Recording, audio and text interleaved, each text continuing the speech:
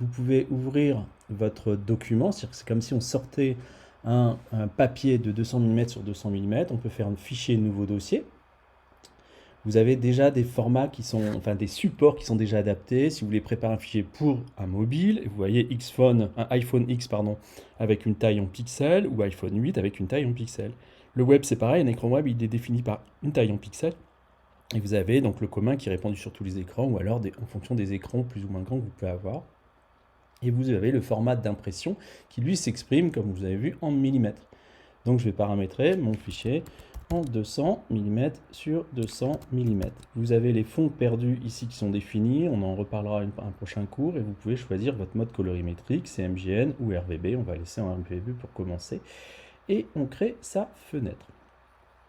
Voilà, il nous sort une feuille de 200 sur 200 mm. Alors attention, quand vous travaillez sur Illustrator ou Photoshop, essayez d'avoir le moins de fenêtres possible. Nous, on va utiliser la fenêtre caractère, je la prends là et je la fais glisser, donc caractère est là. Paragraphe, on n'en a pas besoin. Les contours, ça va me servir, je le fais glisser ici. Les calques, pour l'exercice, on n'a pas besoin, et le plan de travail qui est ici. Donc j'ai besoin que de 4 calques. Excusez-moi, il ne veut pas me le mettre celui-ci. Bon, ouais, c'est pas très grave, voilà. Donc, je vais créer une première fenêtre. Je vais déjà créer une forme elliptique, voilà, enfin un rond, excusez-moi. Je vais mettre un contour transparent et l'intérieur, je le mets en noir. Voilà, ça c'est mon premier travail. Donc je fais une petite créa toute simple. Je vais créer un texte. Je vais mettre O avec un point d'exclamation.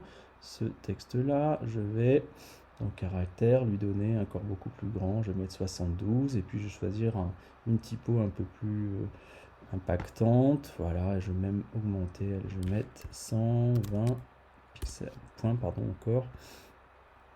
Voilà, et je vais le mettre pareil en blanc. J'ai double-cliqué sur la couleur, il m'affiche le panneau blanc. Je vais le mettre en très grande taille. Voilà. Vous avez compris le principe, c'est pas très compliqué jusqu'à présent. Ok, cette fenêtre, enfin ce plan de travail là, je vais le dédoubler. Donc plan de travail, je le prends, je peux le renommer si je veux ce plan de travail. Et ben non, je peux pas le renommer, je pensais que je pouvais. Et je le duplique, donc il manquerait un autre juste à côté. Voilà, ce plan de travail là, je vais le réduire. J'appuie sur majuscule et je peux réduire mon élément. Je le reduplique. Vous avez vu, j'ai chaque fois un nouveau plan de travail, comme ça je gagne du temps, je suis pas obligé de refaire les éléments et je le diminue, vous avez compris. Voilà, pareil ici, je duplique et là je le diminue encore plus. Voilà, donc je vais avoir une animation qui va se poser en 4 temps, c'est juste pour faire la démonstration. Ces fichiers là, je vais les enregistrer. Déjà, j'ai pas enregistré mon fichier Illustrator, erreur à ne pas faire. Surtout, enregistrez pas trop sur leur cloud, parce que ce qu'ils vous proposent, moi je vous conseille toujours d'enregistrer sur votre bureau, parce que le cloud, à un moment donné, ils vont vous faire payer.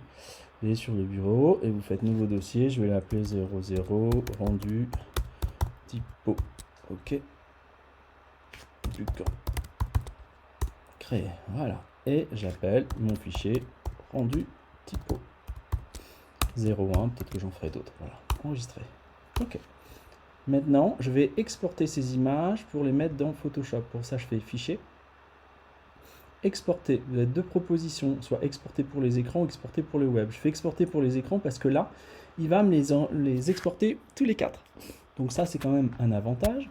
Je vais définir, alors là, je peux tout exporter de 1 à 4, mais je pourrais définir ici de 1 à 2 ou de 1 à 3, par exemple. Je vais lui définir une place, je vais le mettre dans le même dossier, je vais l'appeler fichier anime, et vous allez voir par défaut, il va vous le mettre dans un dossier, voilà, sélectionner, donc il va bien me le mettre dans ce dossier-là, et et je crois que ça suffira. Est-ce que là, je peux renommer le fichier? Non, c'est bon. Et j'exporte le plan de travail.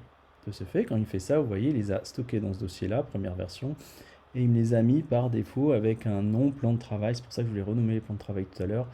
Le 1, vous voyez, ils ne sont pas hyper bien. 1, 2, 3, et vous voyez, le 4, il s'est mis devant. Donc je vais le renommer pour que ça soit plus simple. Je vais partir de celui-ci. On va gagner du temps après sur l'animation. Je vais l'appeler 01.png. Le .png, c'est un fichier spécifique pour faire l'animation, renommé 02. Ça, vous pouvez le faire, ça vous fait gagner du temps. Celui-ci, 0,3, il était avant. 0,3. Et celui-ci, je clique dessus, renommer 0,4. Ok, vous avez compris. Donc là, tous mes documents sont prêts pour faire l'animation. Et je vais passer à l'animation maintenant sur Photoshop. Donc je vais vous montrer comment procéder.